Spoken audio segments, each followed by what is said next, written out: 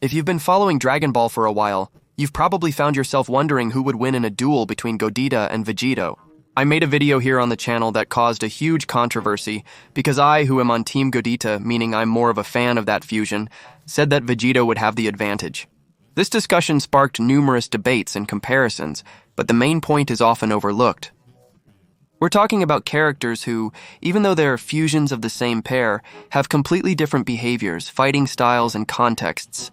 Today, I gathered the main arguments and counter-arguments from that comment section, and I'm here to bring you the complete conclusion of this theoretical debate.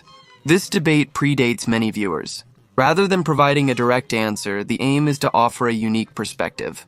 I'm going to put Godita and Vegito face-to-face in the different phases of the anime, comparing each version of them in equivalent contexts. That's why we're going to go through Z, Super, and even some hypothetical possibilities, without losing sight of common sense and the context of each arc.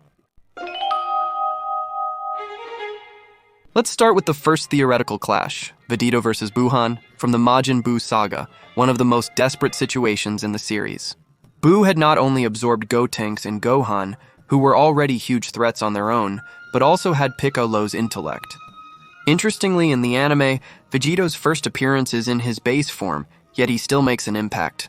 In the super exciting guide, one of the most important guides in all of Dragon Ball Z history, Vegito was considered superior to Super Saiyajin 3 Goku, even without using any transformation. Along with this guide, the fight's pace itself makes that evident. He faces Buhan as if it were just training, and when he activates Super Saiyajin, the difference becomes grotesque.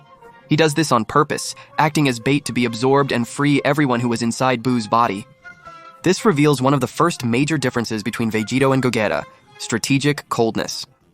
While Gogeta tends to be more straightforward, Vegito plays chess on the battlefield, even using his own body as bait. This strategy ends up being crucial to free the friends involved. With that, one thing we can always notice is that usually with Vegito, the dominant personality is Vegeta's, even though Goku also has a clear influence. Now, just to give you an idea of scale, during this battle, Buu threatens to break the fabric of space with his attacks, entire dimensions, and Vegito, instead of running away or panicking, simply breaks through the barrier and counters the attack. We're talking about a level of power that can easily be classified as multi-galactic and universal, depending on how you interpret the cosmology of the Dragon Ball universe.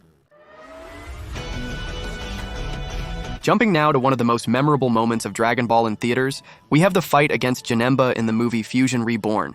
What we have there is a completely out-of-the-ordinary scenario, both in tone and in the level of threat. He bends reality, distorts dimensions, plays with physics, and turns hell into a playground of absolute chaos. Goku, even in Super Saiyajin 3, gets beaten mercilessly. Vegeta shows up right after, can't even scratch the enemy, and the only solution was the fusion dance, the Metamoru method. After a comical attempt that became a meme with Fat Gogeta, or Gordita. By the way, I've never seen anyone call them by these names like I do here on the channel, Gordanks and Gordita. I think it's good to give this fusion a pun name. Comment below if you think it works.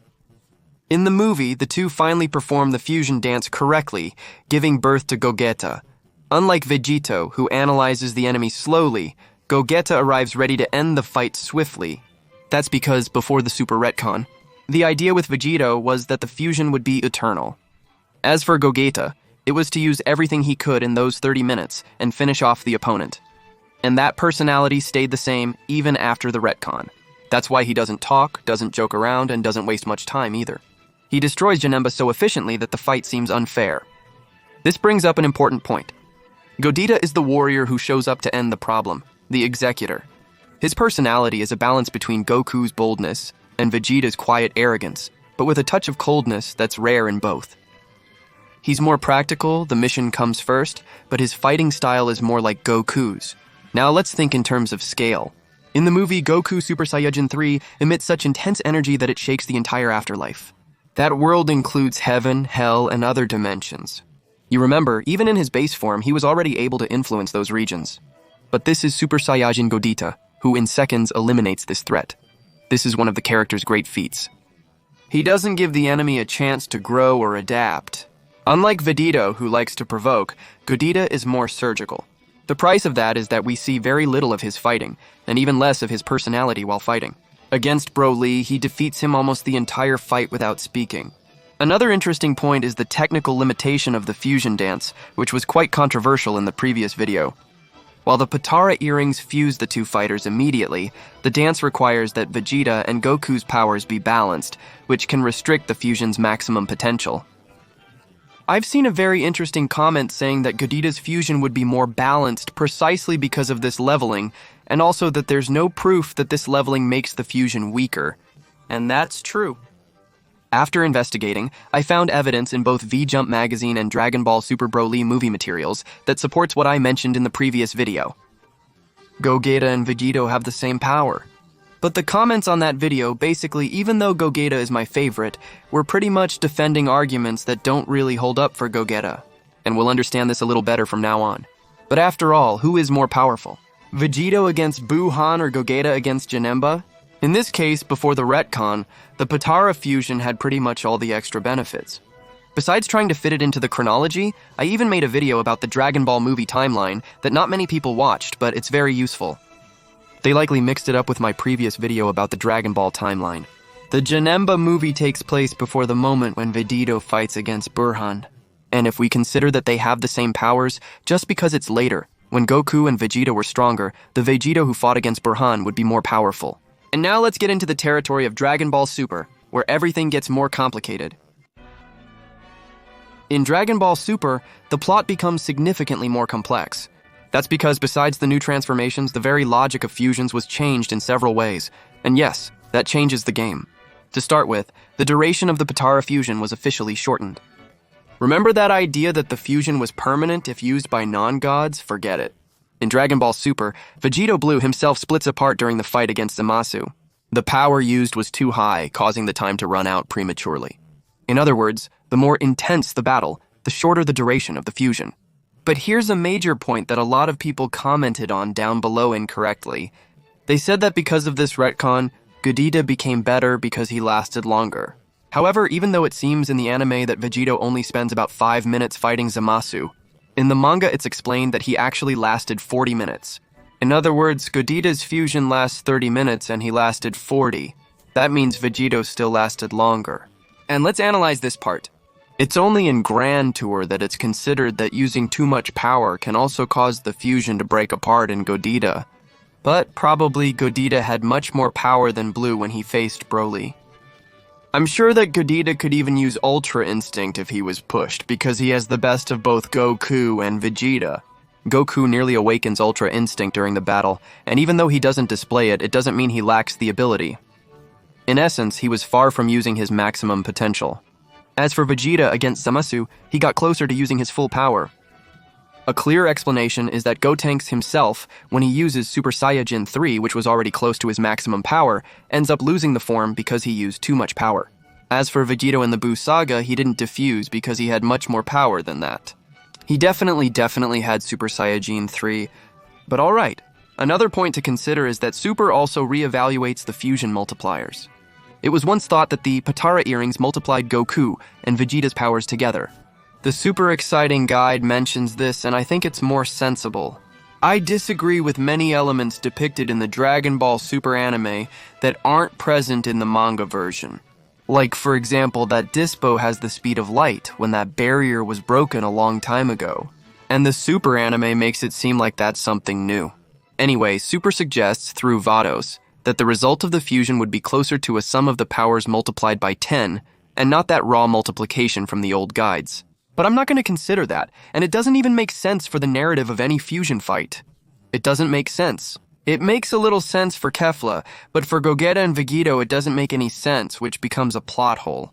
However, to try to fit this in somehow, to make this retcon make a little more sense, I started to think that it's not just about the math of the fusion, but also about how the character fights. And Gogeta, because he has incredible superiority over Kefla in fighting style, since he's the combination of Goku and Vegeta. And we already have guides saying that the rival boost, that is, the boost from rivals, makes the fusions of Goku and Vegeta become stronger. This happens more due to Vegito and the Potara earrings, giving him another advantage.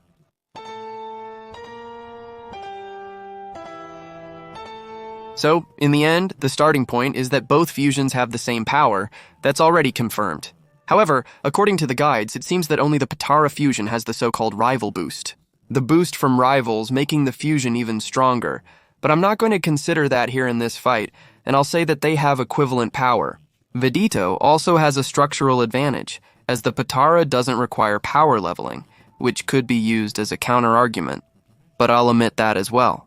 In the case of Ultra Instinct and Ultra Ego, I believe both can use and switch between them. If you haven't seen my video comparing the manga versions of Broly and Jiren, I recommend checking it out. Every Dragon Ball fan will enjoy that. It's a fan manga made with incredible quality. And there's a fight between Godita and Broly, where Godita switches between Ultra Ego and Ultra Instinct, so I think he could do it that way. Resembling Vegeta's or Goku's personality doesn't necessarily indicate different levels of control over instinct and ego. Actually, I think it would be the same. Regarding the fusion time, we saw that Godita lasted 30 minutes, but we're not sure if it was really 30 minutes or if it was less, and how much longer it could have lasted, and if the fusion would actually end if more power was used.